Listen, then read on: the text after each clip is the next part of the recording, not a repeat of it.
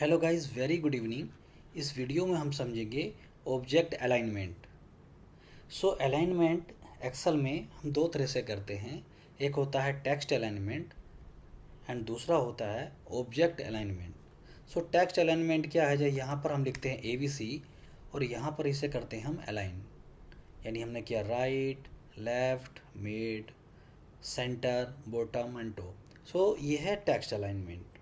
Second रहता है object alignment. Microsoft Excel में यदि हम कुछ ऑब्जेक्ट मीन्स कोई इमेज हम अपलोड करते हैं, कोई फाइल अपलोड करते हैं, PDF, एक्सेल या कोई other kind of extension file. So उस तरह के अलाइनमेंट को हम बोलते हैं object alignment. So object alignment कैसे करें, इस वीडियो में हम समझेंगे।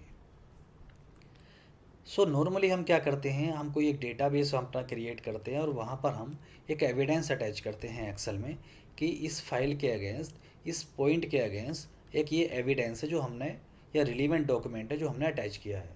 नॉर्मली हम अपनी एक ऑडिट फाइल अपनी क्रिएट करते हैं और ऑडिट एविडेंस लगाते हैं, या मास्टर डेटा बनाते हैं, वहाँ पर हम एक एविडेंस अटैच करते हैं।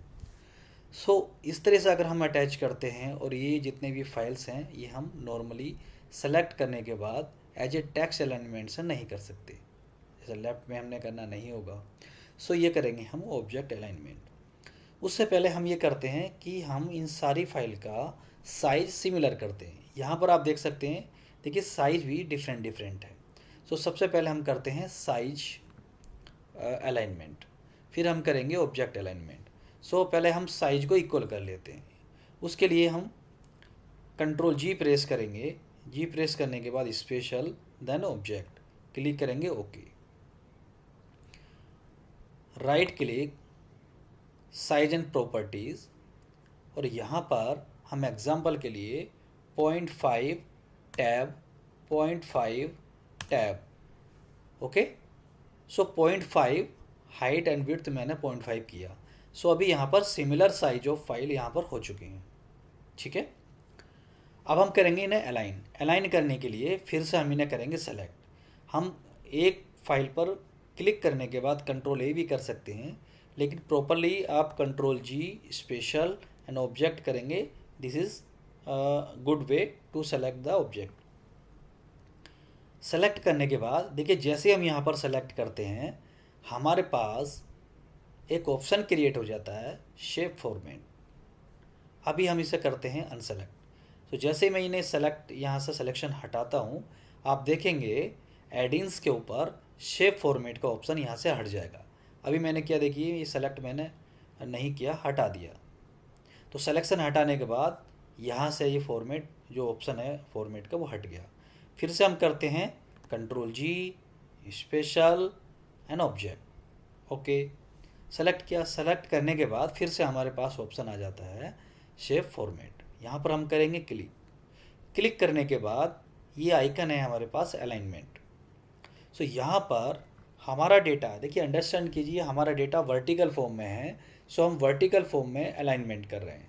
हमारा डेटा हॉरिजेंटल फॉर्म में भी हो सकता है। सो हम हॉरिजेंटल फॉर्म के हिसाब से अलाइन करेंगे। सो वर्टिकल के हिसाब से कैसे अलाइन करना है, सबसे पहले हम करेंगे डिस्ट्रीब्यूट वर्टिकली, सेकेंड हम करेंगे डिस्ट्रीब्यूट हॉरिजेंटली, और थर्ड हम करेंगे अलाइन सेंटर।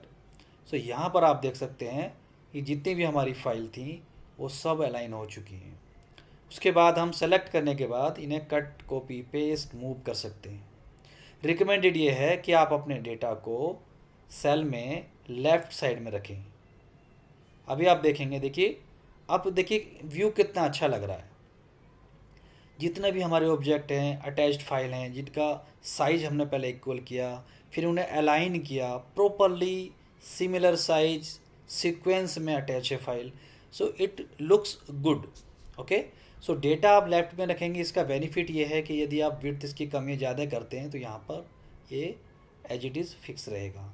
यदि आप राइट में रखते हैं तब क्या होगा कि ये जो आइकन है वो बाहर निकल जाएगा। इसलिए आप डेटा को, ये ऑब्जेक्ट को लेफ्ट में रखें। सो ये है video how to align object alignment in Excel. So इस तरह से आप अटैच्ड फाइल, कोई भी ऑब्जेक्ट, पिक्चर हो या किसी भी तरह की फाइल हैं, आप उसे साइज इक्वल कर सकते हैं और प्रॉपरली अलाइन कर सकते हैं। Okay, for better view. इस वीडियो में इतना ही। Thank you.